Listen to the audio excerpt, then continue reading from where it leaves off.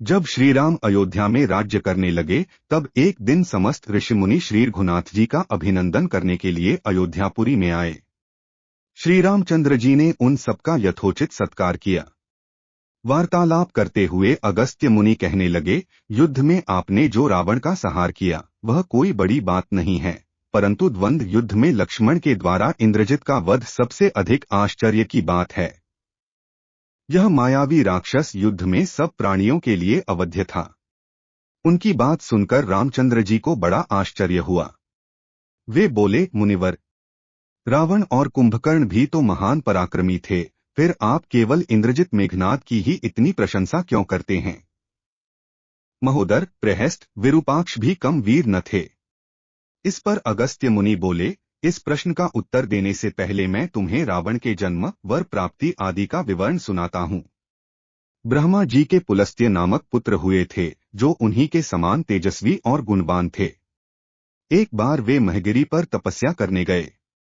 वह स्थान अत्यंत रमणीक था, इसलिए ऋषियों, नागों, राजर्षियों आदि की कन्याएं वहां क्रीड़ा करने आ जाती थीं।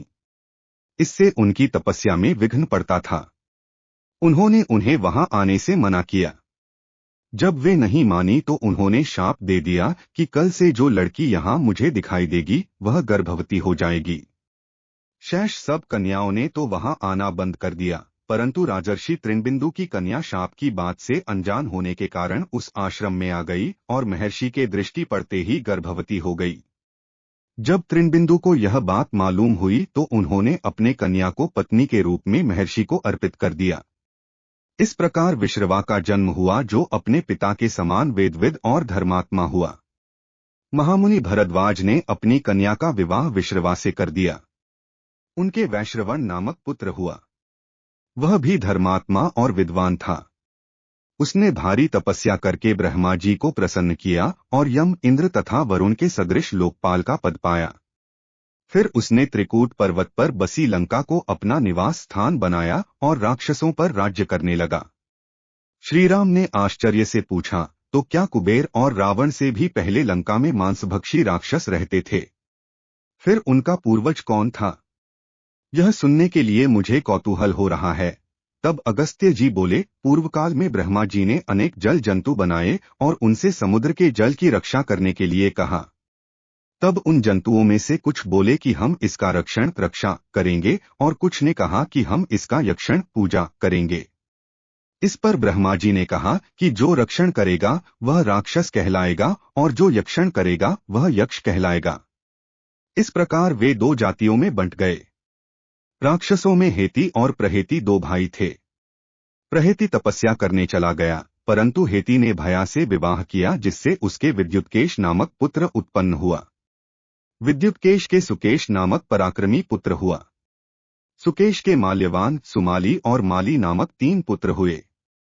तीनों ने ब्रह्मा जी की तपस्या करके यह वरदान प्राप्त कर लिए कि हम लोगों का प्रेम अटूट हो और हमें कोई पराजित न कर सके। वर पाकर वे निर्भय हो गए और सुरों असुरों को सताने लगे। उन्होंने विश्वकर्मा से एक अत्यंत सुंदर नगर बनाने के लिए कहा। इस पर विश्वकर्मा ने उन्हें लंकापुरी का पता बताकर भेज दिया। वहां वे बड़े आनंद के साथ रहने लगे।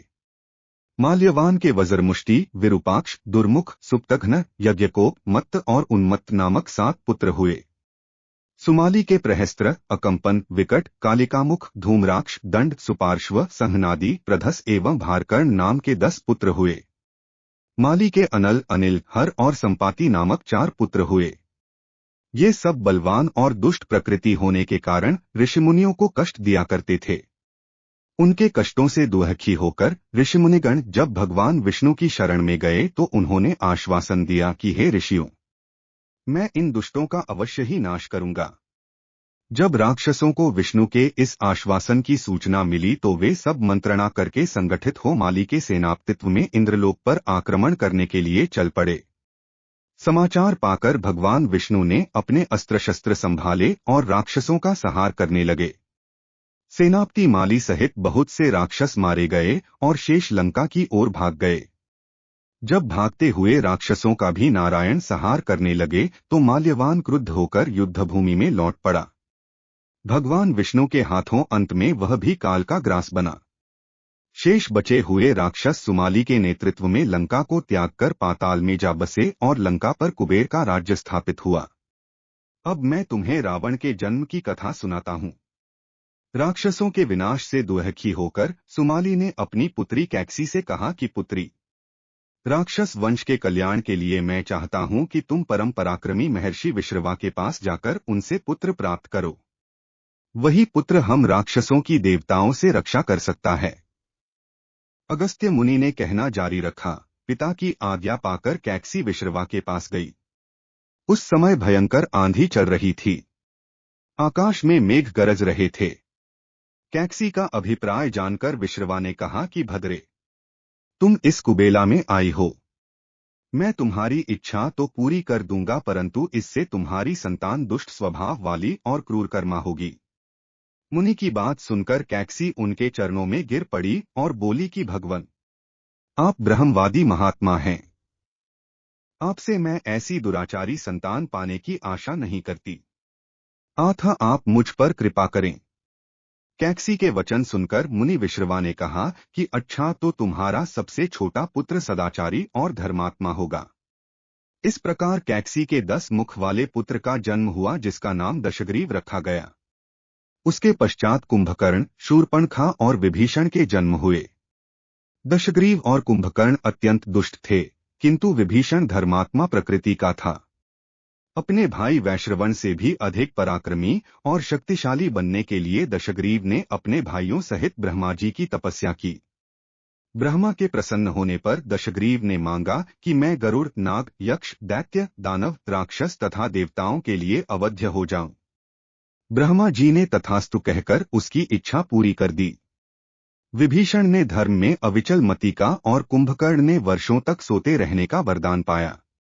फिर दशग्रीव ने लंका के राजा कुबेर को विवश किया कि वह लंका छोड़कर अपना राज्य उसे सौंप दे।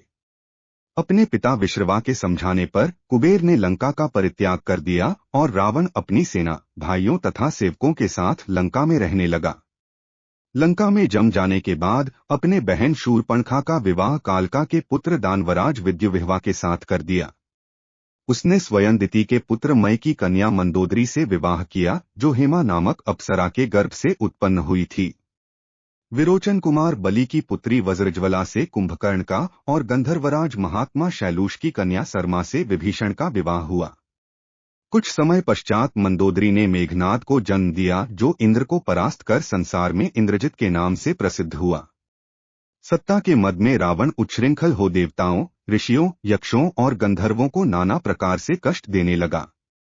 एक बार उसने कुबेर पर चढ़ाई करके उसे युद्ध में पराजित कर दिया और अपनी विजय की स्मृति के रूप में कुबेर के पुष्पक विमान पर अधिकार कर लिया। उस विमान का वेग मन के समान तीव्र था।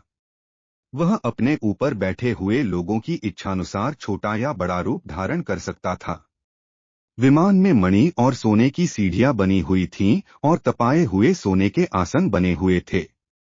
उस विमान पर बैठकर जब वह शरवण नाम से प्रसिद्ध सरकंडों के विशाल वन से होकर जा रहा था, तो भगवान शंकर के पार्षद नंदीश्वर ने उसे रोकते हुए कहा कि दशग्रीव, इस वन में स्थित पर्वत पर भगवान शंकर क्रीड़ा करते हैं, इसलिए यहाँ सभी सुर, असुर, यक्ष आदि का आना निषिद्ध कर दिया गया है। नंदीश्वर के वचनों से क्रुद्ध होकर रावण विमान से उतरकर भगवान शंकर की ओर चला।